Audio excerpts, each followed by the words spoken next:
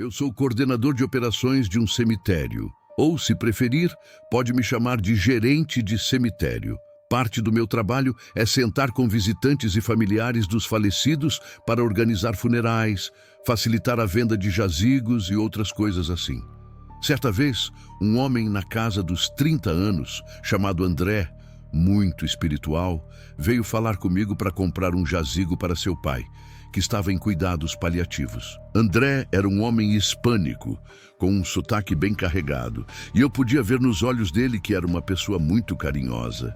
Ele me mostrou fotos do seu pai, que parecia ser um homem muito gentil, jovem demais para ser levado de sua família. Infelizmente, o tempo daquele homem chegou naquela mesma semana e André organizou o funeral do pai no nosso cemitério. Era um dia muito tempestuoso no dia do funeral do pai de André, o que dizem ser um sinal de boa sorte. A procissão fúnebre parou brevemente em frente ao prédio do escritório principal. Saí para baixo do toldo da entrada e vi André no carro logo atrás do rabecão. Acenamos um para o outro. Por causa do tempo, voltei para dentro até que a procissão estivesse pronta para seguir até o local do sepultamento. Peguei uma das picapes do cemitério e segui a procissão até o ponto final, onde fiquei com meu guarda-chuva, supervisionando, já que parte do meu trabalho é garantir que os serviços fúnebres ocorram sem problemas. Após o funeral, fiz algumas voltas pelo cemitério com a picape, como fazia pelo menos 2 vezes por dia, apenas para verificar a área. Eu tinha bastante papelada para resolver e, além disso, precisava fechar o cemitério naquela noite. Mais tarde, voltei para minha mesa e cuidei disso. O cemitério fecha às 17h30, então, assim que começou a escurecer, fiz mais uma ronda pelo local para garantir que todos os visitantes tinham ido embora. Depois, dirigi até o portão principal para trancá-lo. Era um início de março relativamente quente, mas os dias ainda eram mais curtos. Então, na hora de fechar, já estava ficando escuro. Num dia tempestuoso como aquele, parecia noite. Estava voltando para o escritório quando pensei ter visto alguém caminhando rapidamente por uma das alamedas de túmulos, antes de virar atrás de uma cerca viva e desaparecer. Toquei a buzina para avisar que o cemitério estava fechado, mas estranhamente não vi a pessoa novamente. Peguei meu guarda-chuva e corri na chuva naquela direção. Virei onde a figura havia desaparecido e olhei por uma longa fileira de túmulos de um lado e cercas vivas do outro. Não vi ninguém. Procurei na chuva por uns 20 minutos, mas acabei desistindo. Voltei para o escritório e comecei a revisar as imagens das câmeras de segurança. Nenhuma delas captou qualquer movimento incomum, embora fosse um pouco mais difícil enxergar por causa da tempestade e da escuridão lá fora. Tentei fazer várias coisas ao mesmo tempo, mantendo um olho nas câmeras enquanto terminava a papelada, quando ouvi a porta da sala de visitação bater com força. Levantei da cadeira e gritei: "Olá!" Minha primeira ideia foi que poderia ser a mesma pessoa que vi antes. Talvez alguém que ficou preso no cemitério e precisava de ajuda para sair. Saí para o saguão, mas não havia ninguém. Olhei ao redor e disse: "Olá!" novamente. Talvez o barulho da porta fosse a pessoa saindo. Comecei a olhar pelas janelas e parei em uma delas. Do outro lado, vi alguém me encarando com uma expressão vazia. Dei um pulo para trás e gritei, mas a pessoa não se mexeu. Me aproximei, franzindo a testa em confusão, e percebi que reconhecia aquele homem hispânico mais velho. Na minha cabeça, ele era exatamente como o pai de André nas fotos que ele me mostrou. Com o coração na garganta, corri para fora do prédio, para o lado onde vi o homem, mas ele havia sumido. Não estava correndo pelos campos, não estava escondido em algum arbusto. Ele simplesmente desapareceu. Olhei ao redor, ficando ensopado na chuva. Então voltei para dentro, arrumei minhas coisas, tranquei tudo e fui para o carro. Abri e fechei o portão mais uma vez, trancando-o atrás de mim, e dirigi para casa. Quando minha esposa perguntou por que eu estava tão quieto, apenas disse que foi um dia longo no trabalho. Até hoje, acho que estava apenas sobrecarregado e minha mente pregou uma peça, mas ainda é genuinamente perturbador pensar nisso.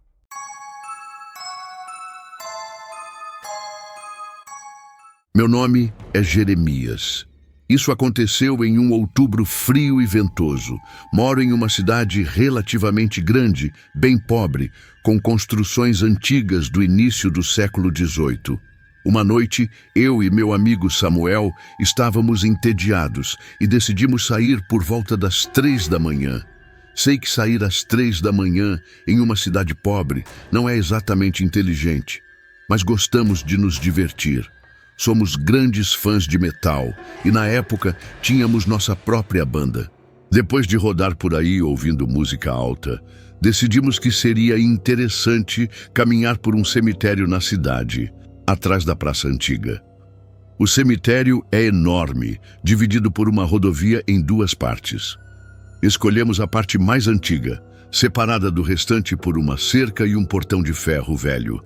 Começamos a andar, olhando os túmulos cobertos de musgo, tirando fotos, sendo um pouco desrespeitosos, confesso. As sepulturas eram de pelo menos um século atrás, então não havia ninguém vivo para se ofender. Depois de 1 hora, sentamos perto de uma grande árvore no meio do cemitério antigo. Foi quando ouvimos uma risada de uma garotinha, muito perto de nós. Achei que poderia ser um brinquedo ativado por movimento em algum túmulo infantil. Não sou de me assustar facilmente, então apenas rimos, comentando que era creepy, e continuamos conversando.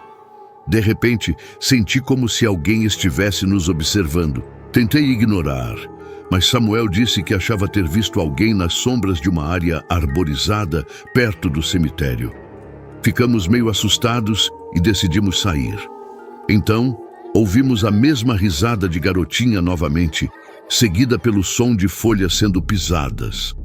Entramos em pânico e corremos morro abaixo, em direção ao meu carro. Parecia que a risada nos seguia. Nunca corri tão rápido na vida. Chegamos ao carro, pulei para o banco do motorista e saí cantando pneu pela rodovia, sem nem olhar. Por sorte, não batemos em ninguém. Paramos no único posto de gasolina aberto àquela hora para verificar o carro, com medo de que alguém tivesse mexido nele. Quando olhamos, a porta traseira estava aberta. Eu sabia que não tínhamos aberto aquela porta. Olhei o banco de trás, confirmei que não havia nada e saímos dali o mais rápido possível.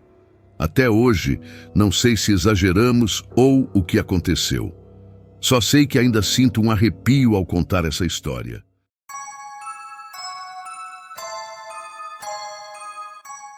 Quando eu tinha 19 anos, meu amigo Anderson, um cara bem brincalhão, veio passar um tempo no porão da minha casa, como fazia com frequência durante o verão.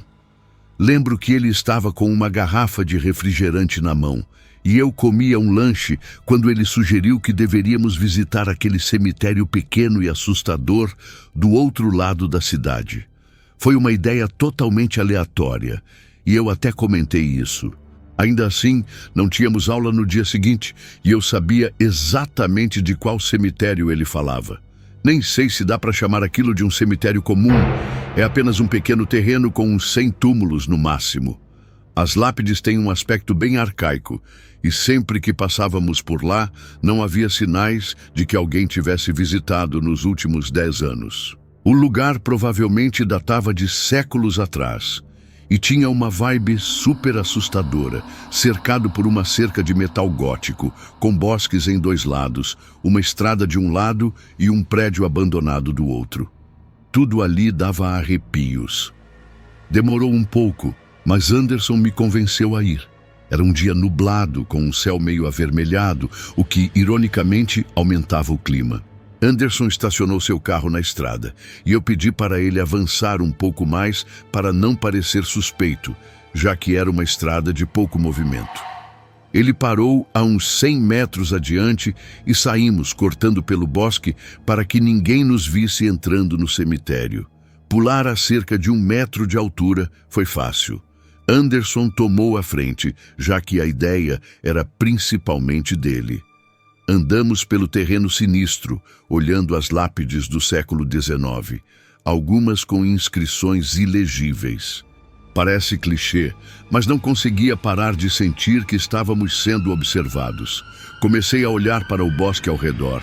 Falei para Anderson o quanto aquilo era assustador e ele concordou. Ainda com essa sensação, olhei para o prédio abandonado ao lado do cemitério.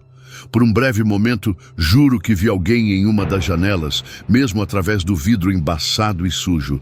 A figura pareceu se abaixar ou se afastar. Avisei Anderson que estávamos sendo observados por alguém naquele prédio e ele virou para olhar. Ele quis encontrar a entrada do prédio, mas eu disse para não irmos, que era melhor sair antes que dessemos problema. Fiquei parado perto de uma lápide enquanto ele contornava o prédio. Então ouvi um estalo alto. Olhei na direção e vi um homem mais velho, uns 55 anos, com cabelo grisalho, usando um casaco de chuva preto e jeans, acho, com um bigode. Ele abriu a boca e gritou, não apenas alto, mas um grito assustador: "Saiam!" O grito foi tão forte que achei que vi pássaros voando assustados. De repente, senti um vazio na cabeça e tudo escureceu.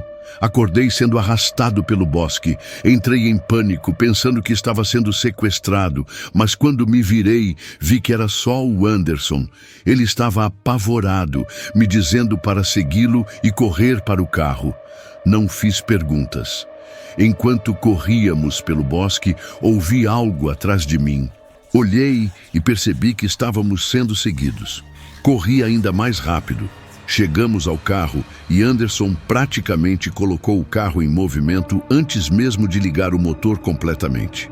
Ele me contou que, dentro do prédio abandonado, encontrou um símbolo satânico pintado com sangue no chão de madeira, cercado por bonecas assustadoras com botões nos olhos.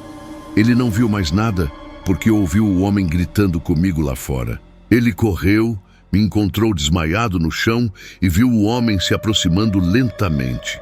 Anderson me arrastou para longe e me jogou por cima da cerca. Foi quando voltei a mim e corremos. Só desmaiei uma vez na vida e foi naquele momento. Não sei por que desmaiei, mas acontecer isso em um cemitério com um prédio de rituais satânicos ao lado torna tudo ainda mais estranho.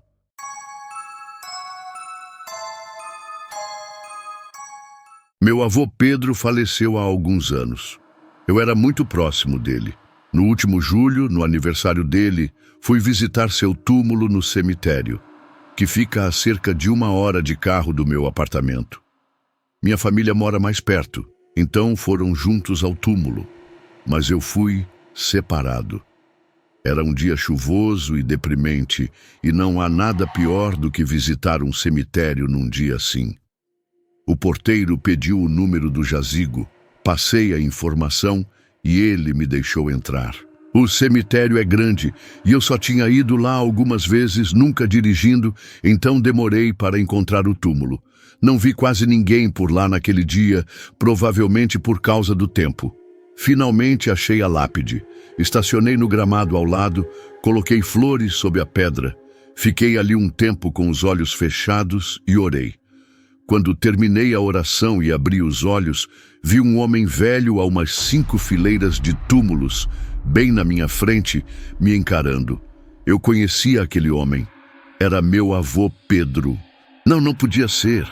Esfreguei os olhos e ele sumiu. Teria sido um momento espiritual ou meus olhos e minha mente estavam me enganando? De qualquer forma, fiquei arrepiado. Estava realmente assustado.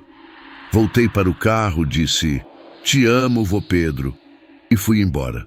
Na volta, senti uma dor de cabeça. Estava dirigindo pela estrada do Prospecto, uma via silenciosa com florestas densas dos dois lados, onde cervos costumam cruzar. Meu carro seguia rápido quando vi alguém na beira da estrada. Não havia calçada ou trilha ali. Diminuí a velocidade e percebi que parecia meu avô Pedro novamente. Meu coração despencou e acidentalmente desviei o carro. Tentei desesperadamente recuperar o controle e parar. Por sorte, o carro apenas derrapou no meio da estrada até parar. Olhei imediatamente para onde o vi, mas agora havia apenas um servo na beira da estrada olhando para meu carro. Meu coração estava disparado, eu estava apavorado. Verifiquei se não vinha nenhum carro e voltei para a pista. Tentei focar na estrada o melhor que podia, considerando o que tinha acabado de ver 2 vezes. Passei o resto do dia me sentindo estranho, não doente, mas com algo errado na cabeça. Fui dormir cedo após assistir a um episódio da minha série. Acordei por volta das 2 da manhã com o telefone tocando. Era um número desconhecido. Meu coração acelerou de novo. Uma ligação àquela hora não podia ser coisa boa. Atendi e coloquei o telefone no ouvido. Era só estática. Disse, alô? Mais estática, mas por meio segundo achei que ouvi a voz do meu avô Pedro no meio do ruído. Tentei dizer alô de novo, mas estava em choque, meu corpo inteiro tremendo. A ligação ficou muda e caiu. No dia seguinte, liguei para minha operadora para rastrear o número. Eles disseram que não tinham dados suficientes para rastrear. Não sei se era verdade ou não. Os eventos daquele dia e daquela noite foram os mais assustadores que já vivi. Acho que meu avô estava tentando me contatar. Não sei, parece ridículo. Você pensaria que algo assim te encheria de emoção e alegria, mas não, ainda me apavora. E não sei o que pensar ou sentir sobre isso.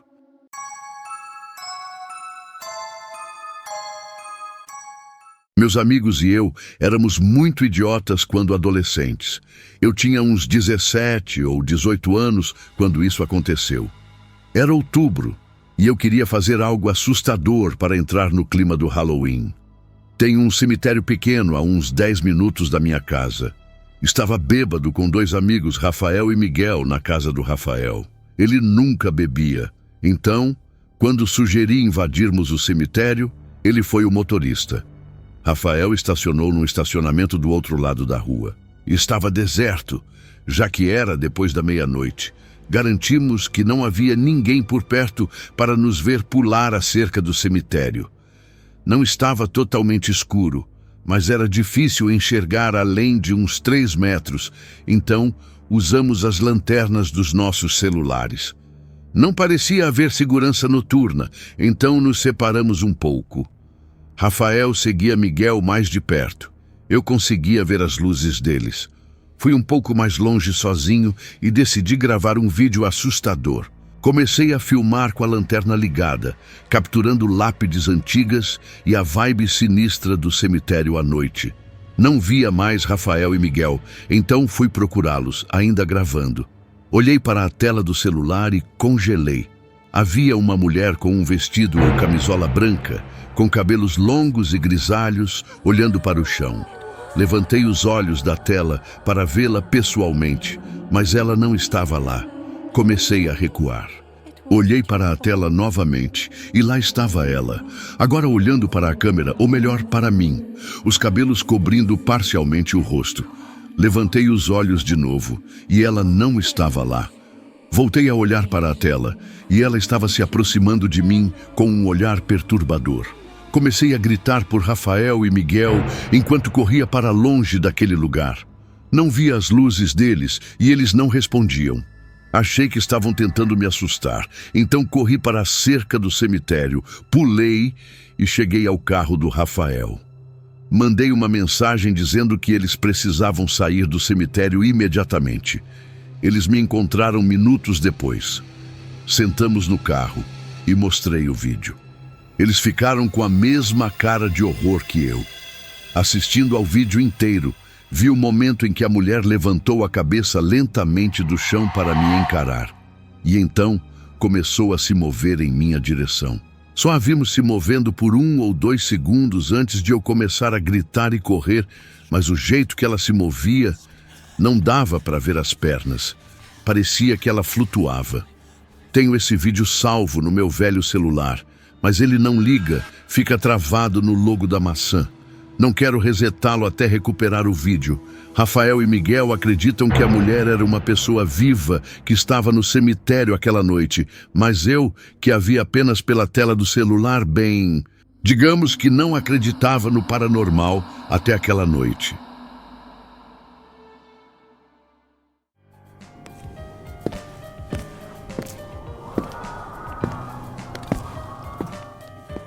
me diga do que você tem medo.